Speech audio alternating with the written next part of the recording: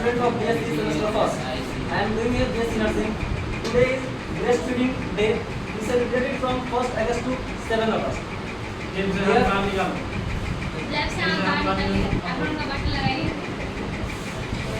आज हम लोग ब्रेस्ट फीडिंग होता क्या है? ब्रेस्ट फीडिंग ऐसा कुछ नहीं है कि जैसे अभी से आ रहा है, ये हजारों लाखों सालों पहले से चलता आ रहा है। जब से मैमल्स इस अर्थ पे आए हुए तब से ब्रेस्ट फीडिंग उनका चलता आ रहा है। ब्रेस्ट फीडिंग में सिर्फ ऐसा नहीं कि बच्चे को दूध पिलाना, ये एक बायोलॉजिकल प्रोसेस है, इम्यूनोलॉजिकल प्रोसेस है और एक न्यूट्रिशनल प्रोसेस है। बायोलॉजिकल प्रोसेस इसलिए है क्योंकि वो जो मिल्क फॉर्म हो रहा है वो ऑलरेडी मदर के अंदर हो रहा है। न्यूट्रिशनल प्रोसेस इस वजह से है क्योंकि बच्चे की जितने भी न्यूट्रिशन की रिक्वायरमेंट है वो मदर के दूध से ही वो मिल रहा है उसको। यहाँ तक कि अगर बच्चों में अगर प्रॉपरली ब्रेस्ट फीड न कराया जाए तो FMR यानी फीटल मोर्टेलिटी रेट इंक्रीज हो सकती है। इम्पोर्टेंस इसका ये है कि नेचर का जो फर्स्ट परफेक्ट फूड है बच्चों के लिए वो काफ़ी ज़्यादा इम्पोर्टेंट है। इवन इसमें जो बच्चे को दूध पिलाती हैं मम्मी लोग, उसमें living immune cells already present हैं। खास करके जो भाई बेबी छोटा है उसको ग्रोथ चाहिए, तो उसके लिए जो ग्रोथ फैक्टर आएगा, ऑलरेडी ग्रोथ फैक्टर जो ही बच्चे के लिए रिक्वायर्ड है वो ऑलरेडी मदर मिल्क में प्रेजेंट है। मदर मिल्क में होता क्या है, जैसे अभी बच्चा छोटा है, अभी वो उसको कुछ हम लोग खिला नहीं सकते हैं, तो बच्चे की बॉडी की जो भी रिक्वायरमेंट है वो सारा चीज़ मदर के मिल्क से ही उसको मिलता है। जैसे अगर किसी मम्मी लोग को अगर गर्मी में किसी की डिलीवरी हुई है, उस टाइम में भी हम लोग बच्चे को पानी वगैरह नहीं देते हैं। क्यों? क्योंकि ब्रेस्ट मिल्क में है क्या, लगभग 85% तक वाटर ऑलरेडी प्रेजेंट है। गर्मी में बच्चे को सिर्फ हम लोग मदर मिल्क ही प्रोवाइड करवाते हैं। अगर बच्चे का क्या है, अगर मेंटल डेवलपमेंट करवाना है, फिजिकल डेवलपमेंट करवाना है, न्यूरोलॉजिकल अगर डेवलपमेंट करवाना है, उसके लिए हमें फैट्स चाहिए, कार्बोहाइड्रेट्स चाहिए और प्रोटीन चाहिए। फैट मम्मी के दूध में ऑलरेडी अवेलेबल है, प्रोटीन्स ऑलरेडी अवेलेबल है, कार्बोहाइड्रेट ऑलरेडी अवेलेबल है। जैसे अगर प्रोटीन में देखें तो जो वे प्रोटीन है, जो सीजन प्रोटीन है, वे प्रोटीन इजीली डाइजेस्टेबल है एज कम्पेयर टू सीजन प्रोटीन। इनका रेशियो लगभग 60:40 के आसपास में होता है।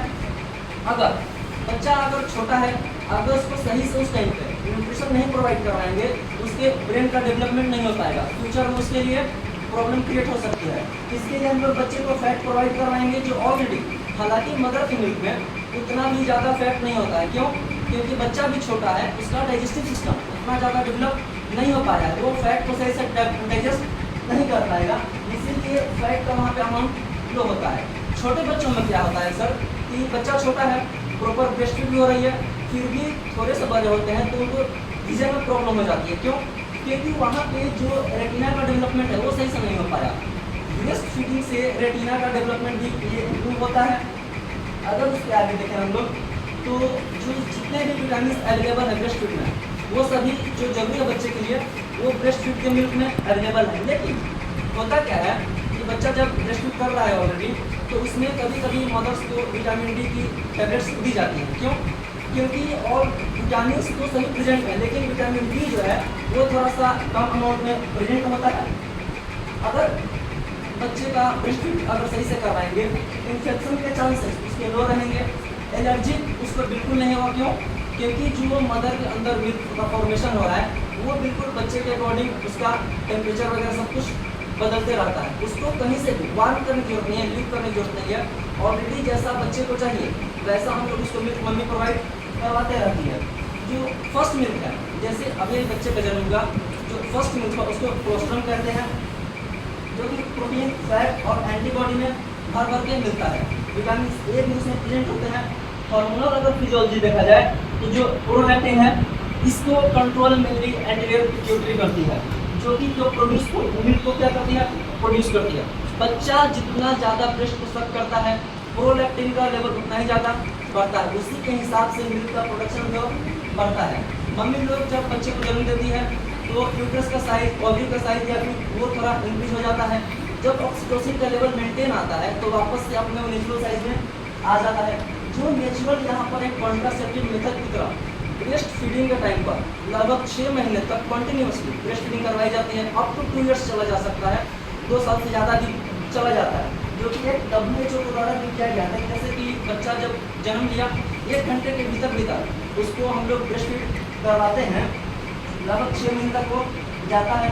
कभी कभी क्या होता है कि गांव वगैरह में इसको लेकर के मिथ माना जाता है, जैसे फर्स्ट मिल्क का उसको हम लोग कहते हैं गोल्ड फ्लूइड, क्योंकि वो हल्का येलो कलर का होता है, फ्लूइड में है वो।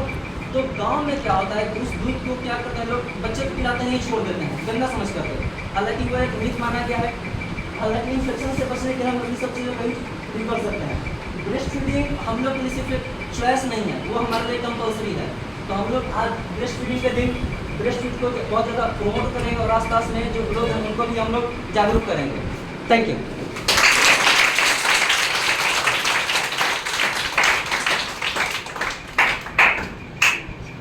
एक चीज़ आपने बोला कि